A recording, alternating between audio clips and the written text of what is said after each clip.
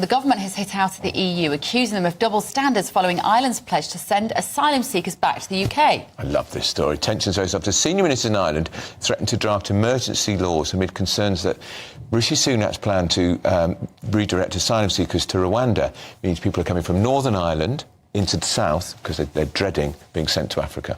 So Piers Pottinger now is with us, the founder of Europe's biggest PR firm, Bell Pottinger, with a wealth of political experience under your belt as well, Piers. So how is this going to play out for Sunak now? Because it does appear that even the suggestion that Rwanda flights would take off is acting as the deterrent that he hoped that it would, but not necessarily in the interests of Ireland. No, I mean, it's certainly appears to be working in some cases, and some people are put off, and we've seen on news bulletins people, the BBC particularly, interviewing, as they love to do, people trying to get across to this country, and some of them are definitely put off. But the funny thing now is that Ireland is seeing what it's like being in the EU, because of course we'd like to send a lot of these illegal immigrants back to France, but we can't because of EU laws, which I'm still a bit baffled by, because I thought we'd left the EU. But Ireland, of course, who are in the EU, can't send them back to us. No, and we're refusing to have them anyway. And we don't want them anyway, quite rightly.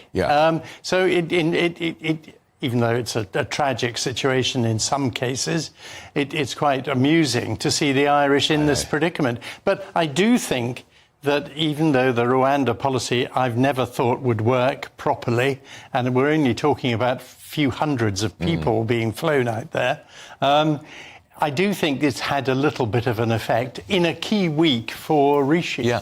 Also, Piers, in the Sunday papers this weekend, the revelation that the European People's Party, its most famous member is Ursula von der Leyen, the head of the European Commission, they are now looking at a safe third country to process asylum applications. So we're there first. Absolutely. Well, maybe they'll send them to Rwanda. Maybe they will. And, I mean, and also I think Rwanda, I saw some research that said Rwanda is a lot safer than London. Yeah, well, Ireland... certainly they solve more crimes than they do in London. And, of course, in Ireland says we can't send these asylum seekers back to Britain because Britain's not a safe country because of our policy on Rwanda. No. You couldn't make any of this up. No, I mean, if Sadiq Khan wins the mayoral election, I'd like to send him to Rwanda on a fact-finding mission to see how they solve crime.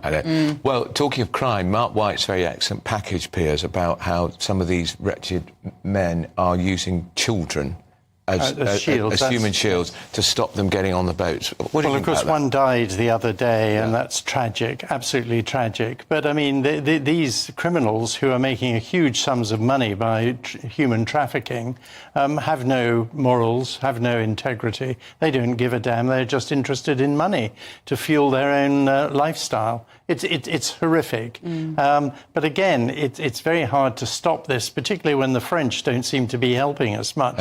And the French police normally are quite keen on a punch-up, and I'm surprised they haven't actually stopped more people. When we saw some of the footage of them trying to pretending to stop people, which they could easily, surely have done.